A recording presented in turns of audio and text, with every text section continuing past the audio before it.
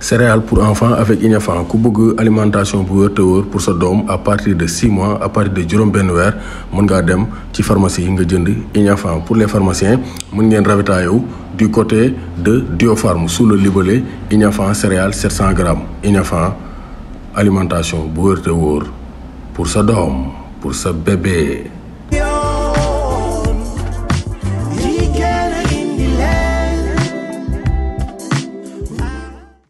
Bonsoir à tous et à tous, bonsoir à tous les suiveurs et à tous les inconditionnels de Grégoire Omnisport. Doomu Gaye Ndiaye warul tiit warul ragal kooru jàmm à toute la oumma islamique yàlla na yàlla nangu ñaan yëpp donc Sénégal donc vraiment dem ba jël coupe du monde 2022 incha allah yàlla mën na ko yàlla def donc dañuy wax lu tax Sénégal nar a jouer le premier match de la coupe du monde.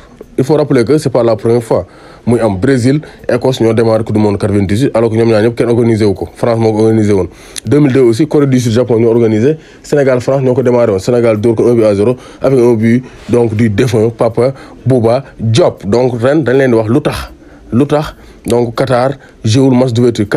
Le Qatar souhaite en effet que l'immense feu d'artifice de la cérémonie donc ait lieu en soirée afin qu'il soit beaucoup plus spectaculaire parce que soirée bi feu d'artifice yi généralement comme cérémonie d'ouverture yi donc day fekk mu xaw a lëndëm comme ça feu d'artifice yi donc bu lumière yi bu tëbee affaire yi gën a nice mais su fekkee ci bëccëg gi la du am benn sens parce que la lumière du jour va éclipser les feux d'artifice les lumières. Donc loolu moo tax c'est un problème d'organisation moo tax organisateurs yi ils vont jouer à 19h heure locale c'est-à-dire fii day nekk normalement 16h. Voilà 16h Sénégal 19h heure locale fële ca donc Émirats fële ca Qatar. Le mondial 2022 sera lancé par Pays-Bas Sénégal 11h heure belge 13h heure locale 10h heure Sénégal GMT. Et le second match de la journée ce sera Angleterre-Iran ça sera à 14h heure belge c'est-à-dire 13h 3 heures plus tard donc on va jouer le deuxième match de la Coupe du Monde. Donc loolu mooy cause bi c'est un problème juste d'organisation amul beneen problème.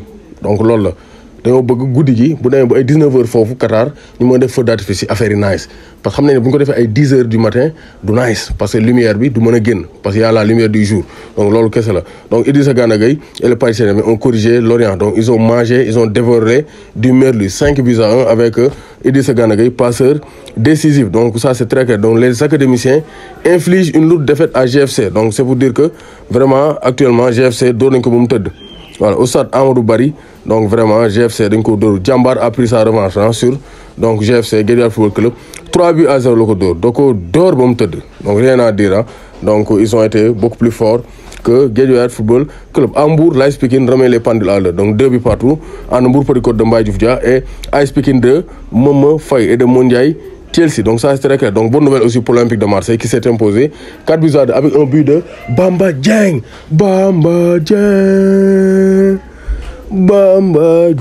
Donc Bamba Dieng a été buteur il a été buteur donc Pape Gueye remplaçant donc Sadio Diouf et Bamba Dieng étaient titulaires donc Bamba a marqué le deuxième but de l'Olympique de Marseille sur penalty.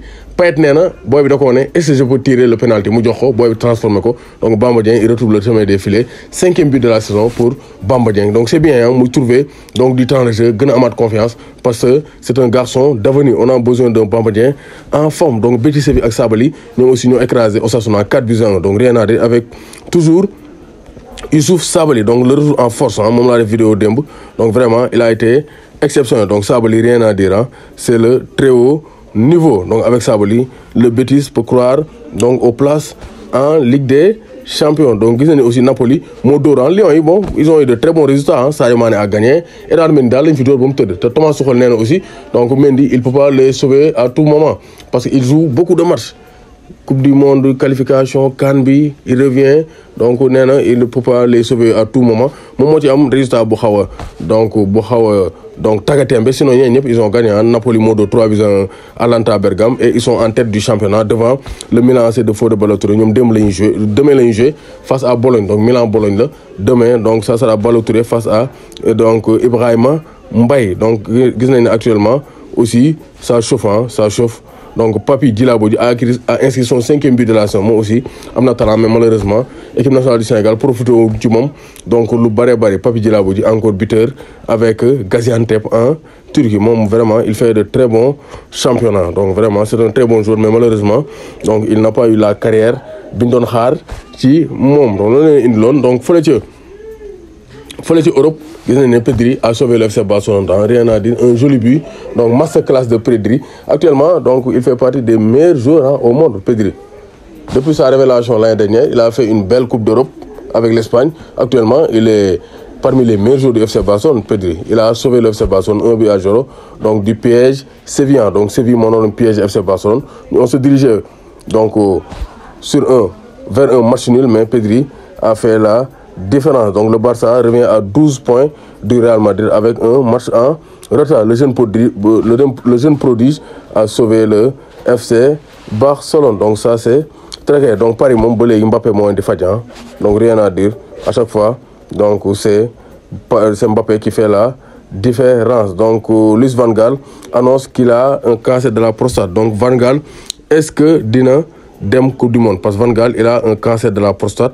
Est-ce qu'il va accompagner les Pays-Bas jusqu'à Coupe du Monde? Van Gaal a néanmoins assuré qu'il irait à la Coupe du Monde avec la sélection à la fin de l'année. Donc nee na mu ngi suivre son traitement, donc et il va accompagner donc les Pays-Bas jusqu'à la Coupe du Monde 2022 au Qatar. doomu Gaye Ndiaye warul tiit warul ragal. Encore félicitations à Gana Gueye, passeur décisif, Bamba Dieng buteur, donc Koulibaly vainqueur, Sadio Mané aussi gagné na. Donc vraiment les champions d'Afrique sont toujours en forme et c'est de bonne guerre pour la prochaine Coupe du Monde. doomu Gaye Ndiaye warul tiit warul ragal. En tout cas balaa mooy tëj foog moo ci dossier bi, Salah ci boppam actuellement am na donc une bonne nouvelle. Donc Salah va rester à Liverpool, donc mais amul gain de cause parce que selon The Mirror, journal anglais, Salah dafa bëggoon le même salaire que Cristiano Ronaldo, c'est-à-dire 2,3 millions d'euros par mois, ce qui représenterait 27,6 millions par an. Cristiano Ronaldo ñu fay Manchester United, loolu la Salah bëggoon. Donc Salah c'est un gars qui est ambitieux, mais Salah jouera à Liverpool jusqu'à 33 ans. Donc il va prolonger son contrat. Actuellement Salah il a donc 31 ans, il va prolonger de 2 ans. Donc Salah il a 30 ans, donc il va jouer jusqu'en 2025. Donc il aura 33 ans parce qu'il est né en 1992 comme Sadio Mané. Donc pour l'instant Sadio Mané va rester à Liverpool parce que si Salah prolonge, est-ce que Sadio Mané va prolonger? Parce que pour l'instant Sadio Mané amagul offre de prolongation donc du côté de Liverpool. Maintenant on va voir ce que ça va donner. Peut-être dañuy commencer ak Salah après dem ak Sadio, mais en tout cas Bezemer, l'agent de Sadio wax na ko, nee na en tout cas Sadio Mané va jouer dans un grand club. waxul nag day des Liverpool, mais nee na il va jouer dans un grand club. Moo tax l'avenir de Sadio Mané reste flou. Kenn xamul ndax Sadio Mané day des Liverpool ou pas parce que amagul offre de prolongation de contrat te saison bi léegi mu jeex. Donc pour amul comme offre de prolongation de contrat, ça veut dire qu'en 2023 juin il va quitter Liverpool. Sinon bu amee offre en temps Sadio Mané mën naa quitter, mais pour l'instant Sadio Mané waxagul, agent waxagul ne day quitter. Dañ jàpp ne il reste un joueur de Liverpool jusqu'en 2023, mais Salah moom il va prolonger jusqu'en 2025 de 3 ans. Mais salaire bi mu bëggoon du ko am, mais quand même gars yi nañ ko yokkal tuuti. Trouvé nañ terrain d'entente. Salah va rester à Liverpool jusqu'en 2025. Pour Sadio Mané, point d'interrogation. Bu ngeen bëggee seetaan télé 8000 chaînes à 39 500 l'année, n'hésitez pas à contacter donc le 77 535 97 62 avec Sartec IPTV méga.